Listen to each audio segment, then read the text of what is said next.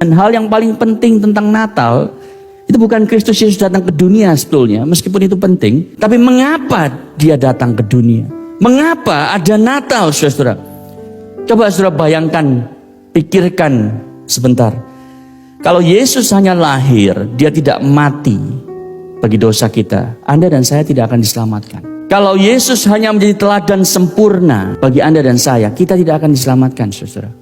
Kalau Yesus hanya memberi pengajaran-pengajaran yang agung itu, kita tidak akan diselamatkan. Karena kita ini manusia berdosa, maka kita seorang manusia harus digantikan oleh manusia lain yang bisa mati menanggung dosa orang lain. Dan hanya Yesus yang dapat melakukannya karena ia tidak berdosa. Sudah tentu Yesus lahir ke dunia untuk menyatakan kasih Allah, untuk membawa kedamaian, untuk menyembuhkan orang sakit, untuk melayani mereka yang membutuhkan.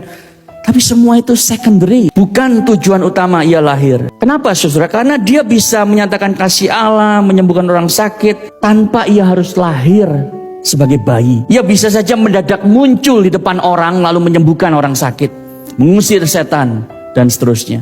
Alasan utama Yesus lahir adalah untuk mati. Pada waktu Maria dan Yusuf bermain-main dengan bayi Yesus, tangannya yang mungil dan lembut yang dirajut oleh Roh Kudus di rahim Maria itu satu hari nanti akan dipakukan ke kayu yang kasar. Kaki bayi Yesus yang merah muda, yang lucu, yang menggemaskan itu satu kali nanti akan berlubang karena paku di salib Golgota.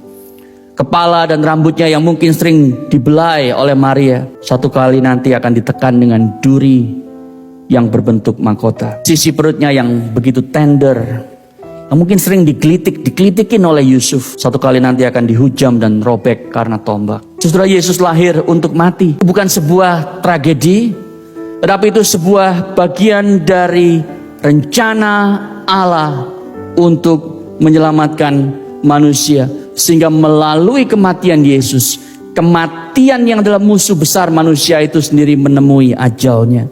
Saudara, hari ini kita merayakan Natal, kelahiran Yesus. Tapi mari kita tidak berhenti di sana. Kita merayakan Injil Natal, the Christmas Gospel. Karena Yesus bukan hanya seorang yang lahir sebagai bayi lalu menjadi raja seperti semua raja lain di dunia ini. Tapi dia sudah adalah raja terlebih dahulu. Bahkan raja di atas segala raja, yang kemudian baru menjadi bayi. Karena itu adalah langkah pertama dari rencana keselamatan Allah bagi kita. Jadi kemenangan Kristus dalam kematiannya menjadikan kelahirannya yang begitu sederhana menjadi kelahiran yang terpenting dalam sejarah manusia.